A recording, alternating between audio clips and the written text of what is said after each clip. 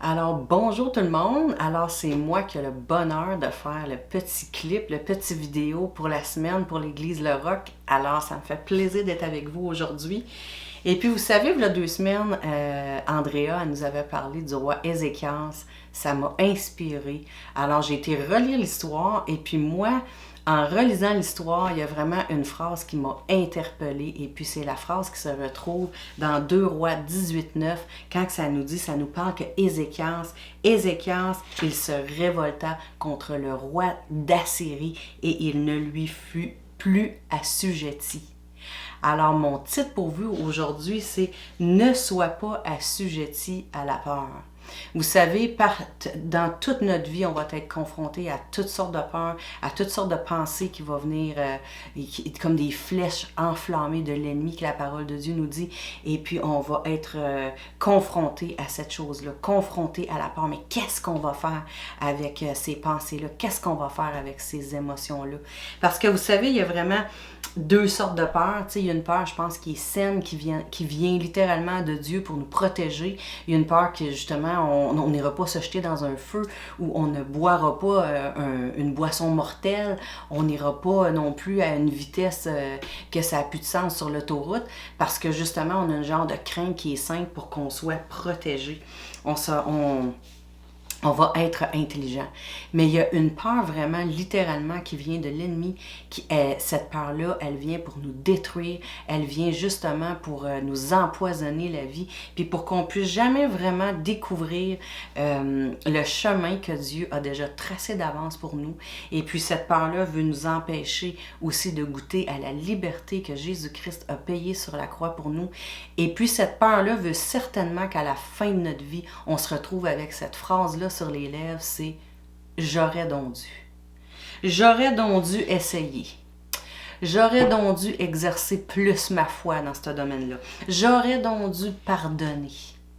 Ah, j'aurais donc dû m'informer plus. Peut-être que j'aurais pas perdu du temps dans cette situation-là. Ah, j'aurais dû donc prendre position. Parce que ça, c'était pas correct. Qu'est-ce qui est arrivé à cette personne-là?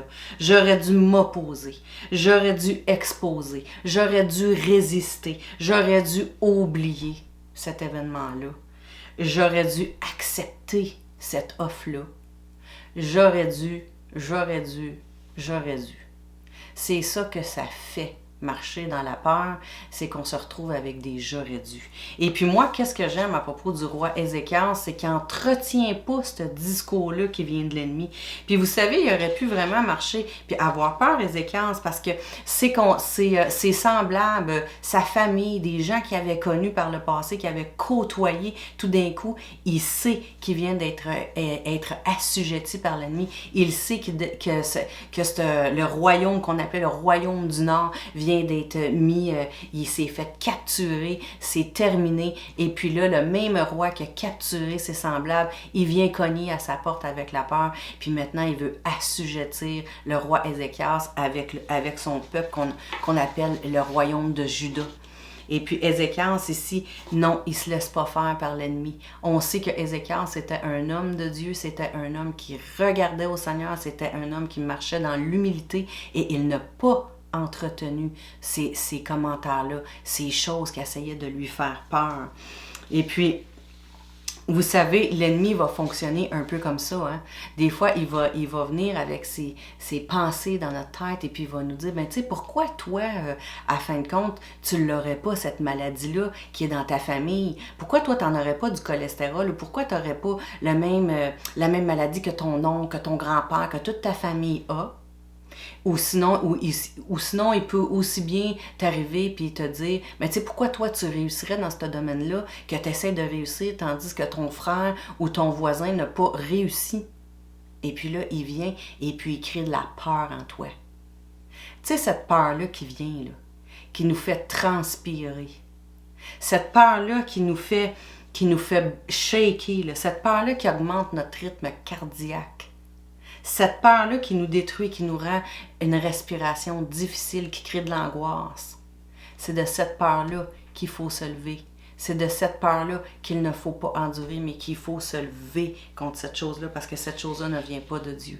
Ce que j'aime de Ézéchias, c'est justement, c'est qu'il se révolta contre cet esprit-là qui essayait de venir sur lui et de créer la peur. Et puis moi, j'ai dû me lever moi aussi contre cette peur-là à l'âge de 19 ans. Vous savez, moi, j'ai été élevée dans une famille chrétienne, mais éventuellement, je me suis rebellée un peu, j'ai été dans le monde. Mais à 19 ans, c'est comme si je me disais, OK, là, je peux pas passer ma vie comme ça. Parce que j'avais vu, moi, dans le passé, la puissance de Dieu. Je connaissais le Seigneur. Je l'avais vu en action. Alors, je pouvais plus continuer ma vie. Je devais faire comme un turnaround pour le Seigneur. Puis je me rappelle très bien, le soir où j'ai redédié ma vie au Seigneur, j'avais 19 ans, j'étais assise sur mon lit, dans le sous-sol chez mes parents. Mes parents, il y avait une maison qui avait comme fait un appartement, et puis ils m'avaient laissé cet appartement-là. Alors je me retrouvais toute seule, il faisait pas trop clair, et puis là je parlais avec le Seigneur, puis je me suis dit, OK, là Seigneur, il faut que je te redonne ma vie, là, comme... Je te donne ma vie, Seigneur. Je fais un turnaround pour toi. Je laisse tout mon passé, puis je te donne complètement ma vie. Et puis, quand j'ai prononcé ces paroles-là, tout de suite après, qu'est-ce qui est arrivé? C'est que la peur, elle a essayé de venir m'envahir. Et puis là, j'ai commencé à avoir toutes sortes de pensées. Là, l'ennemi me disait, toi, Fanny, à fin de compte, tu vas finir ta vie toute seule, tes amis vont te laisser tomber, puis il n'y aura certainement pas un homme qui va vouloir savoir quelque chose d'une fille comme toi qui décide de suivre Jésus. Voyons donc, Jésus, c'est plus à la mode, il n'y a plus personne qui suit Jésus dans ton coin. Et puis vraiment, Fanny, là, que tu penses que tu vas trouver un homme qui va décider de ne pas avoir d'intimité comme tu veux avant que vous vous mariez? Mais moi, là, j'ai décidé de me lever contre cet esprit-là de peur qui essayait de m'accabler, qui essayait de venir sur moi et de m'empêcher justement de respirer et puis d'avoir la liberté pour laquelle Jésus avait payé sur moi. Vous savez, quand on décide de flancher avec cet esprit de peur-là, on commence à faire des compromis. Et puis quand on fait des compromis, on se retrouve avec des choses qu'on ne voudrait pas dans notre vie. Alors moi, j'ai décidé de ne pas en faire des compromis, mais j'ai décidé plutôt de croire dans la vérité, de croire dans la parole de Dieu. Et puis je le savais que moi, je n'avais pas été créée pour vivre dans le célibat. Alors je me suis plus attendue au Seigneur. Je me suis levée contre les mensonges. Et puis j'ai dit, non, moi j'aime mieux là, être seule que d'être mal accompagnée. Et puis, on dirait qu'à force que je répétais cette phrase-là, je le croyais vraiment. Puis je me suis dit, wow, là, moi, c'est pas vrai que je vais être mal accompagnée. Alors, j'ai confronté cette peur-là d'être seule. J'aimais mieux être seule, mais j'étais en attente devant mon Créateur. Et puis, comme vous le savez, je suis mariée à Carl, c'est un homme de Dieu extraordinaire, j'ai des enfants, j'ai plein d'amis. Alors ça, c'était tous des mensonges de l'ennemi. Il voulait venir dans ma vie et puis me gâcher la vie. Et puis, moi, ce que j'aime, c'est qu'on veut suivre l'exemple de Ézéchias. Ézéchias, lui, s'est révolté contre cet esprit-là. Et puis, soyons nous aussi des Ézéchias. Et puis, pour vraiment se sortir de la peur, la première chose à faire, c'est qu'il faut la confronter. Il faut s'arrêter et puis confronter cette peur-là. Parce que vous savez, notre succès futur dépend vraiment de nos choix présents. Qu'est-ce qui va nous arriver dans le futur? C'est avec les choix qu'on fait en ce moment. Alors, levons-nous contre ces choses-là qui essaient de nous arrêter, qui nous mettent des embûches sur notre chemin. Et puis, regardons au Seigneur et puis réfléchissons. Parce que moins qu'on nourrit quelque chose, éventuellement, cette chose-là perd de la force, puis éventuellement, elle meurt. Alors, quand on décide de ne pas entretenir des pensées qui viennent de l'ennemi, des pensées qui ne sont pas alignées avec la parole de Dieu, puis qu'on ne les entretient pas, elles finissent par mourir. Alors, on doit vraiment faire comme Ézéchias et s'entretenir de la parole de Dieu. Vous savez, il faut passer à l'action parce que nous ne sommes pas des robots. Alors oui, il y a la grâce de Dieu, mais je pense qu'on doit premièrement montrer notre vouloir au Seigneur, de dire, moi Seigneur, je prends la décision aujourd'hui de ne pas marcher dans la peur, je prends la décision de marcher selon ta parole. Alors c'est à nous de se lever et puis la grâce de Dieu après vient nous accompagner d'une manière surnaturelle et nous fait faire même des exploits, des choses qu'on n'aurait jamais pu penser qui auraient arrivé dans notre vie. Alors comme Ézéchias, il a marché dans l'humilité, parce que Ézéchias, c'est sûr qu'il savait que c'était certainement pas de sa propre force, ni de sa propre puissance qui était pour avoir la victoire, mais il savait que c'était l'Éternel qui était pour lui donner la victoire. Alors, on peut regarder à son histoire et dire, moi aussi, je vais être comme Ézéchias. Et puis, il faut se rappeler que Dieu Dieu nous a pas donné un esprit de peur. Au contraire, Dieu nous a donné un esprit de force, d'amour et de sagesse. C'est à ça qu'il faut s'accrocher, les amis. Et puis, je vous mets au défi cette semaine. Je vous mets vraiment au défi de vous mettre à part dans un endroit tranquille et puis vraiment demander au Saint-Esprit quelles sont mes peurs? Où que moi je suis arrêtée en ce moment? Qu'est-ce qui me donne des palpitations? Qu'est-ce qui fait que tout d'un coup, je deviens angoissée? Et puis Dieu, il va nous les révéler. Et puis c'est toutes sortes d'affaires, il y a toutes sortes de peurs. Des fois, on a la peur dans la vie de ne pas réussir. On pense qu'on ne réussira rien. Des fois, on pense on a une peur de ne pas être un bon parent. On a peur de l'échec. On a peur d'essayer des choses nouvelles. On a peur de ne pas être à la hauteur. On a peur de la mort. On a toutes sortes de peurs. C'est normal parce qu'on vit sur la terre en ce moment. Puis Jésus nous l'a dit qu'on va avoir des tribulations sur la terre. Alors, c'est normal qu'on passe à travers ces choses-là, mais ce n'est pas normal qu'on reste accablé et qu'on reste paralysé par contre. Pas quand Jésus-Christ a payé le prix sur la croix pour nous donner une totale liberté. Alors, je vous mets vraiment au défi, allez, retirez-vous et demandez au Seigneur c'est quoi moi, qu'est-ce qui m'arrive, c'est où est-ce que j'ai peur. Et puis quand on s'humilie, le Seigneur il nous parle, il nous délivre. Et puis tu sais, c'est marqué dans Matthieu 11, 28, c'est marqué « Venez à moi, vous tous qui êtes fatigués. » Des fois, on est vraiment fatigué. On n'est plus capable d'avancer. C'est trop. Seigneur a dit, venez à moi, vous qui êtes fatigués, et je vous donnerai du repos. Prenez mon joug et recevez mes instructions. Le Seigneur, il y a déjà une manière pour nous, pour qu'on puisse fonctionner. Le Seigneur a déjà préparé toute la chose pour nous. Il dit, car je suis doux et humble de cœur. Et vous trouverez du repos pour vos âmes, car mon joug est doux et mon fardeau est léger. Vous savez, une bonne manière, je trouve, au début pour vaincre la peur, je l'ai expérimenté souvent, je l'expérimente encore, quand les choses, des fois, ça vient trop, j'ai trop de flèches tout d'un coup, là, eh bien, c'est de se mettre à part et puis de mettre la louange. La louange, ça permet de changer l'atmosphère. La louange, ça nous permet de revenir à de bonnes pensées, de se calmer et puis vraiment d'entendre la voix de Dieu nous parler. Vous savez, quand j'étais petite, je me rappelle, juste pour vous montrer la puissance de la musique, comment ça peut changer une atmosphère. Moi, quand j'étais petite, je dormais dans la même chambre avec mon frère Daniel. Et puis, si je devais aller à la salle de bain, eh bien là, il faisait noir, ça que je disais à mon frère qui était à l'autre bord là, du mur, là, dans l'autre lit. Et puis, je lui disais, Daniel, est-ce que tu peux chanter? Il dit, le temps que toi, tu vas chanter une chanson, ben moi, ça va me permettre d'allumer la lumière. Puis après ça, je vais aller à la salle de bain. Et puis, quand mon frère se mettait à chanter, parce qu'il était assez fin, il faisait, là, quand il se mettait à chanter, eh bien là, tout d'un coup, toutes mes peurs se dissipaient. Tout d'un coup, là, j'avais confiance, j'étais capable de marcher, j'étais capable de faire ce que j'avais besoin de faire. Et bien, la louange, c'est la même affaire. Quand on commence à changer l'atmosphère, la peur se dissipe. Et puis, vous savez, on finit toujours nos petits messages avec de la louange.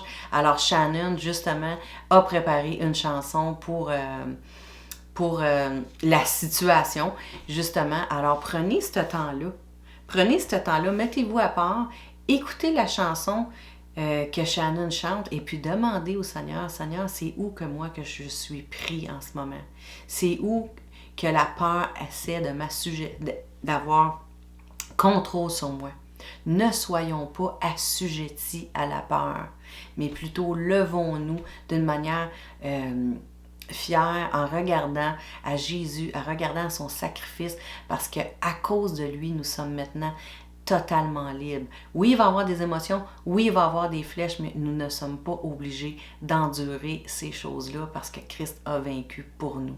Alors, je vous souhaite une bonne semaine, je vous aime, et puis on saura s'en reparler. on va s'en parler peut-être même sur le Zoom de des peurs ou des choses que le Seigneur il vous a montré dans votre vie. Et puis soyez avec nous dimanche justement parce qu'on va avoir un invité spécial. On va avoir la pasteure, une des pasteurs de l'église de Las Vegas, Denise Goulet, qui est rendue une bonne amie à moi, une femme que j'aime beaucoup, une femme qui a beaucoup d'expérience, qui en a vécu toutes sortes de choses, toutes sortes de situations, que l'ennemi est venu attaquer avec toutes sortes de peurs, mais qu'elle a décidé de se lever, elle, et de croire dans la parole de Dieu. Alors, elle va être avec nous dimanche. On va pouvoir lui poser des questions et puis elle va vraiment être une source d'encouragement pour nous tous. Alors, j'ai hâte de vous voir. Bye!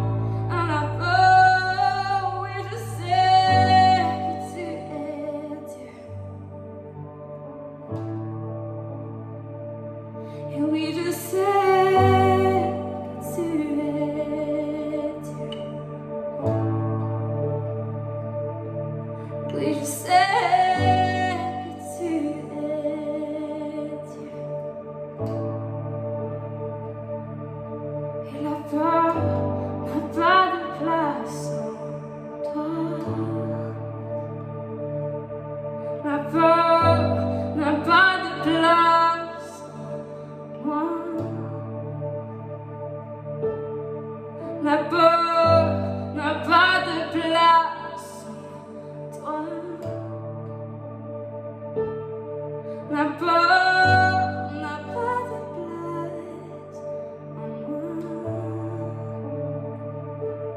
Oui, je sais qui tu es. Oui, je sais.